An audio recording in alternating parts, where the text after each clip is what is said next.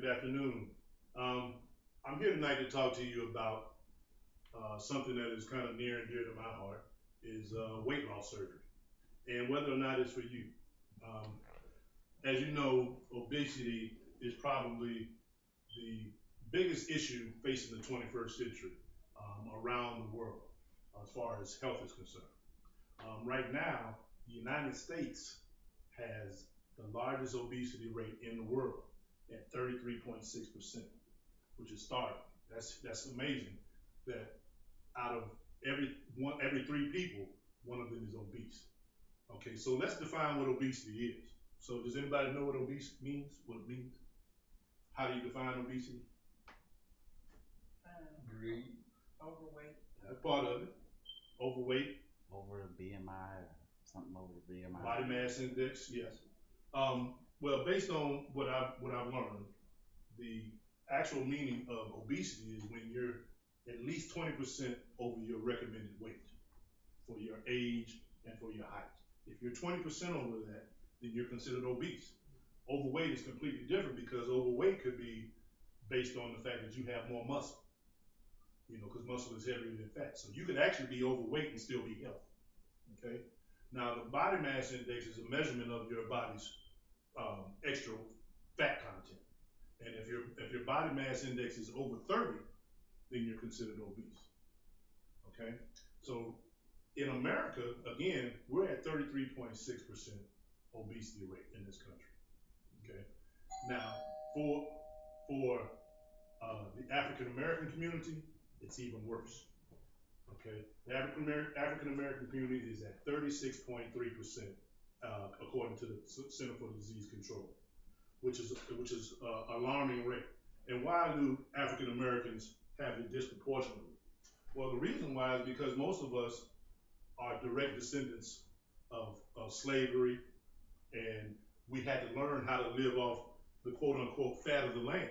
So we took the scraps, we took the byproducts of the different animals or the scraps that the masters gave the slaves at that time, and we made meals out of it.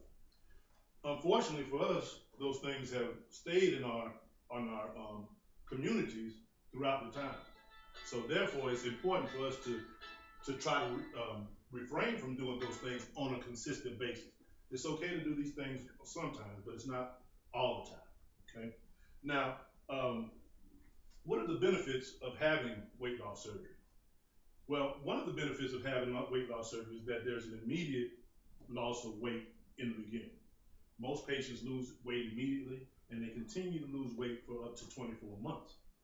All right. One of the other benefits of it is that when you do have weight loss surgery and you're successful in it, by following the regimens and going to get your checkups on a regular basis, obesity-related diseases such as high blood pressure and diabetes generally reverse themselves, and you're able to get off medication if you're on medication.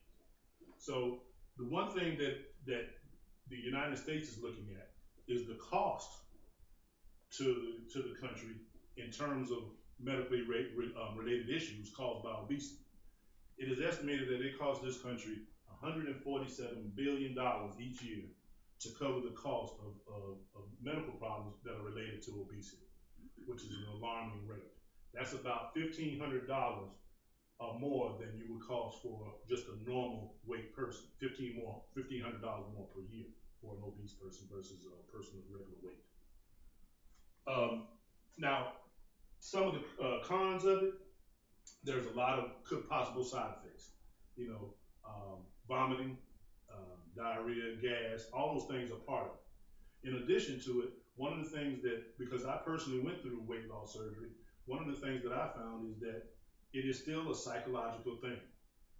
When I went through the initial surgery phase, I had to go see a psychologist. And I wondered why I had to do that. I didn't know. I played along, I answered the question like they were supposed to be answered. But once the surgery was over and I realized that I wasn't being as successful as some other people around me were, I realized that it's still a mindset. If you don't change your mindset, if you don't change the way you do things, you're still going to gain weight. I don't care what you do. But and so that's why it's very important to understand that it is a psychological approach. And regardless of whether you have the surgery or not, you're going to have to change your way you do things. In addition to that, my reasoning for speaking to people on this subject, because I've seen a lot of people that have been successful, and I've seen a lot of people that have been unsuccessful. The one thing that I've gotten from the unsuccessful people is that they were doing it for the wrong reasons. They were doing it for a family member. They were doing it for a friend, a wife, a child, somebody else to look at them and say, "Oh, you lost weight." With this particular type of surgery, if you're not doing it for yourself, you're not going to be successful. And the problem with that is we want to do these things, but people have to realize that overeating is a disease. It's a disease just like any other disease or addictions. This is a struggle that you face every day, because when you look in the mirror, you see one thing. When somebody on the street sees you, they see something totally different. Okay. So in addition, the last thing I like to talk about is the fact that when you go through these type of surgeries, there's a big unknown, because you don't know after you've been cut on, if you've taken a gastric bypass and had your stomach cut for life, or you had this band placed inside your body, you don't know what the repercussions are 15 years from now. So there's a big risk to doing that. So you have to take all of these things into thought when you decide to do this surgery.